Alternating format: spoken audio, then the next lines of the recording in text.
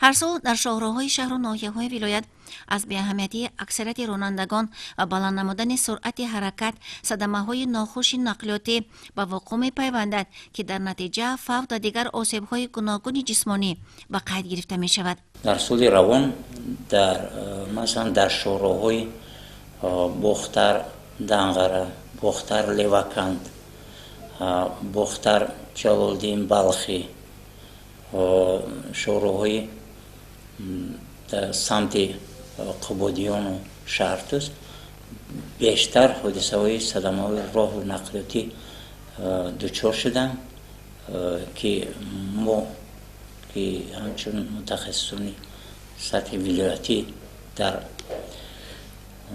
توسط خط کمک سیاری مخصوص گردانیده شده ولایتی در بیمارخانه‌های مرکزی شهر و ناحیه‌های ولایت خدمت رسانی می‌نماییم و ما مشاهده می‌نماییم که 90% حادثه‌های آسیبگیری در نتیجه صدمه‌های راه نقلیاتی دچار می‌گردند. طبق اطلاع متخصصان وقتهای آخر کودکان با آسیب‌های گوناگون جسمانی بستری می‌گردند که این هم باشد استفاده دوچرخه‌ها و قول دیگر سکوترها می‌باشد.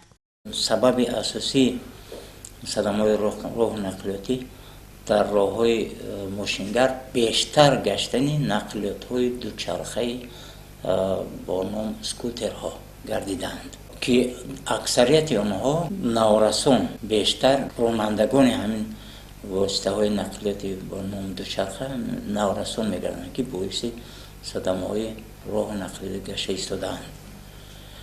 دیگر سبب اساسی صدمه‌های راه نقلیاتی از طرف شهروندان از طرف پیاده‌گردان نیست. در جای‌هایی که مطابق نیستند از راه ماشینگر را عبور میکنند، بسیار سبب اینا میشوند. بعد به عمل آمدن صدمه‌ها معیوبیت نیز زیاد می‌گردد و قسمت آسیب دیدگان ماه‌ها و سال‌های دراز بستری می‌گردند و نه همه آنها پورا تبابت می‌شوند. 80% آسیب‌ها که با آسیب‌های کاسه‌خانه و مغز سر و با آسیب‌های یکجایی کاسه‌خانه و مغز سر و آسیبگیری اندام‌ها، آسیبگیری قفس سینه، عضوهای قفس سینه و شکم گردیدند باعث وزن‌شوی و باعث فوت بیماران می‌گردند. طرز درست حیاتی سالم انسان را می‌تواند از بیماری‌های گوناگون حفظ سازد.